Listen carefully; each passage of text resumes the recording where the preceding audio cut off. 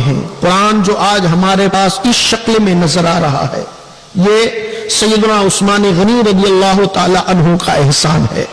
قرآن جب نازل ہوتا تھا تو اس وقت اس کتابی شکل میں نہیں تھا، بلکہ چند آیتیں نازل ہوتی تھی، چند سورتیں نازل ہوتی تھی، اور باقاعدہ اس کی تحریر کا، اس کے لکھنے کا کوئی انتظام نہیں تھا. سرکار کو تو وہ فوراً یاد ہو جاتا تھا، جیسے جبریل امین علیہ السلام قرآن لے کر تشریف لاتے تھے، قرآن کی تلاوت کرتے تھے، اللہ کے رسول کو وہ حفظ ہو جاتا تھا، اور سرکار کسی صحابی کو بلا کر اس سے یہ لکھوا لیتے تھے. اور اس زمانے میں لکھنے والوں کی تعداد بھی بہت کم تھی، بہت کم ایسے لوگ تھے جو لکھنا جانتے تھے. مشکل سے 4 یا 5 صحابہ ایسے تھے جو لکھنے کا فن جانتے تھے. اللہ نے انہیں یادداشت ایسی عطا فرمائی تھی کہ کسی چیز کے لکھنے کی انہیں ضرورت محسوس نہیں ہوتی تھی.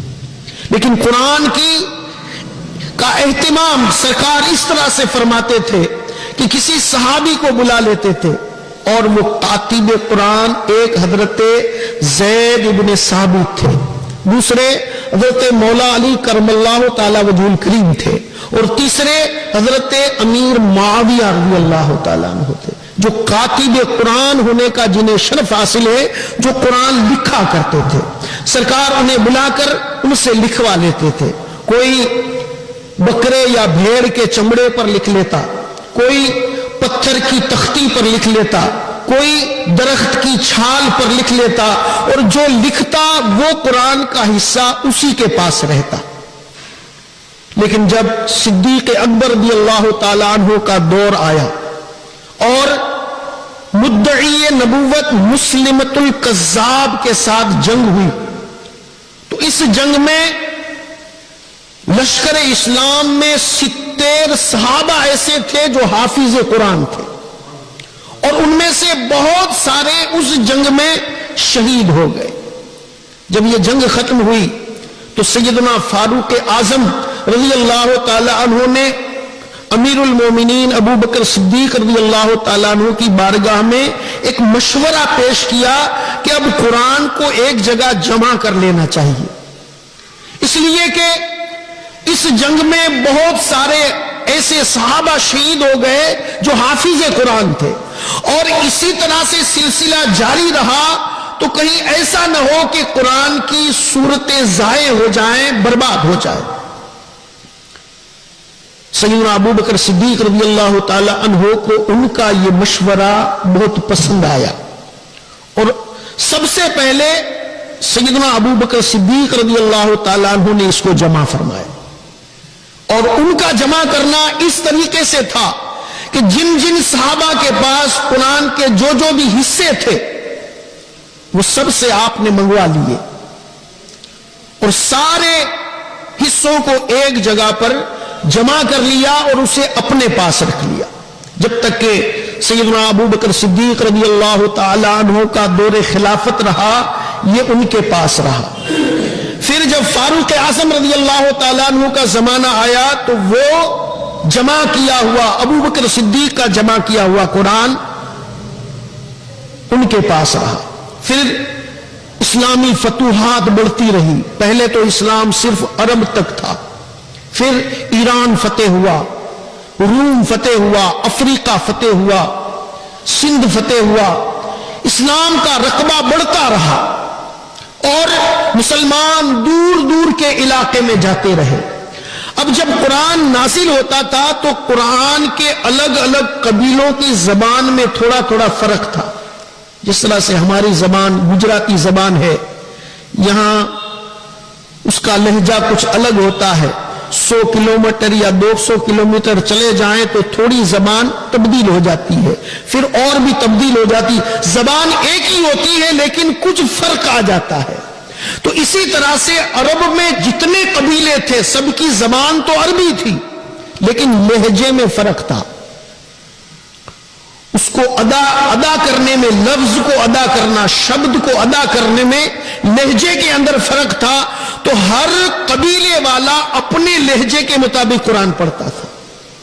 اب ضرورت پڑی کہ قرآن جو نازل ہوا تھا وہ قریش کے لہجے میں نازل ہوا تھا. قریش کی جو عربی زبان تھی, قبیلہ قریش جو ہمارے حضور کا خاندان تھا, اس کے علاوہ بہت سے خاندان تھے, بنی عدی, بنی تیم, ہر ایک قبیلے کا لہجہ زبان میں تھوڑا تھوڑا فرق تھا. اور قرآن چونکہ قریش کے خاندان میں نازل ہوا تھا, قریشی عربی میں نازل ہوا تھا, اس لیے ضرورت پڑی کہ اس طرح سے مسلمان باہر جاتے ہیں, ہر شخص اپنے لہجے میں قرآن پڑھتا ہے, تو کہیں ایسا نہ ہو کہ قرآن کی تلاوت ہر جگہ الگ الگ ہو جائے.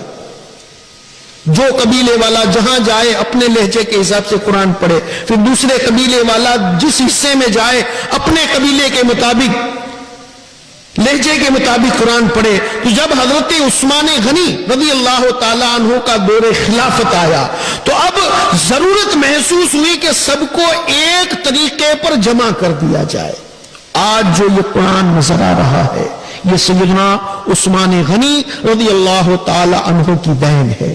آپ نے بڑے بڑے حفاظ کو اور جلیل القدر صحابہ کو جمع کیا. چونکہ قرآن لوح محفوظ میں جس طرح سے لکھا ہوا ہے یہ قرآن بے عین ہی اسی طرح ہے. جب جبریل علیہ السلام قرآن لے کر آتے تھے تو سرکار انہیں پوچھ کر جو آیت جس صورت کی ہو لوح محفوظ میں جس طرح سے ہوتا صحابہ کو جب لکھواتے تو اسی طریقے سے لکھواتے تھے. اور سیدنا عثمان غنی رضی اللہ تعالیٰ عنہ نے اسی لہجے پر قرآن کو جمع فرمایا اور سب کو ایک قرات, ایک لہجہ قریشی لہجے کے اوپر جمع فرما دیا.